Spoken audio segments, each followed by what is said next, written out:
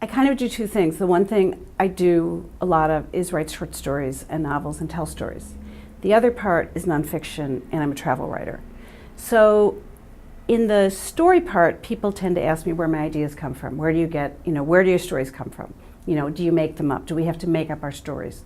In the travel part, people ask me why I'm so brave. And the answer to the story one is that most of my stories come from experience. They start somewhere, and then I tend to ask myself, what if? What if something happened that didn't really happen, or what if I had done something that I wanted to do but I didn't do? So that's where my stories come from. And as far as being brave, I tell them I'm not really brave. I do a lot of things, but I never take real risks. As far as I don't feel like I'm taking real risks. I don't really like to write at home. I have cafes that I like to go to. And I know this is going to sound silly, but I get a lot of work done. I work best in motion. I work really well on the New York City subway.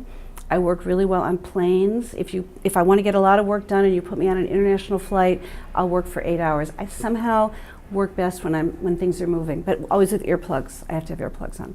But I'll go to cafes in New York to work. I always have earplugs with me. In fact, if I don't, it's like my earplugs and a pen, and that's how I get through the world, and a journal.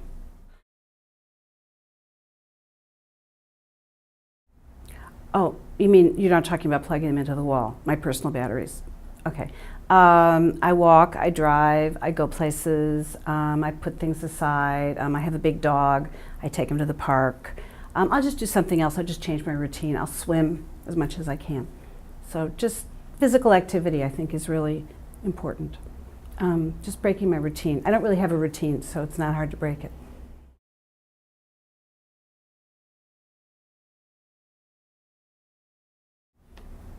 In fact, in fact,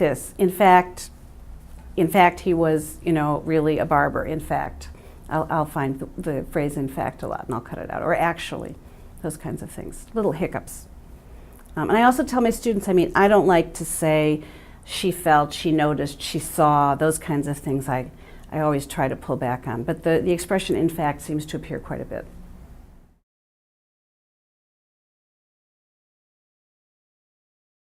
Yeah, there are a couple of things. There was one anecdote that happened to me a number of years ago that I've always wanted to find a little place for. I was having dinner with the parents of a friend of mine, and when the meal was over, we were having our coffee, and the husband passed the cream and sugar to his wife, and she said, "I don't take cream and sugar in my coffee, and I never have." And they'd been married for 35 years, and we all suddenly understood that he was having an affair, that she just stared at the cream and sugar. It was like this sort of a tell. It was just a moment where it was one of those sort of fictive moments where everything, kind of a turning point thing. So I'm looking for the right place.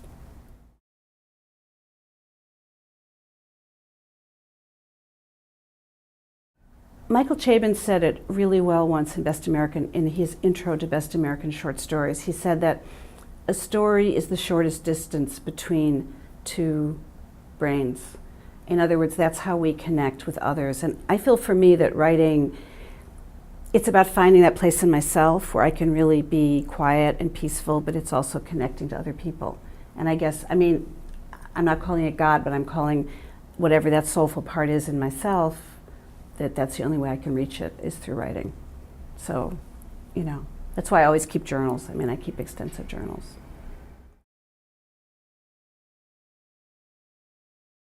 A writer is someone who writes.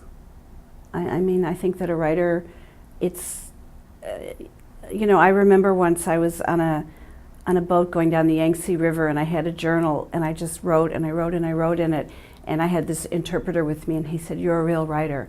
And I said, "How do you know?" And he said, "Because you write."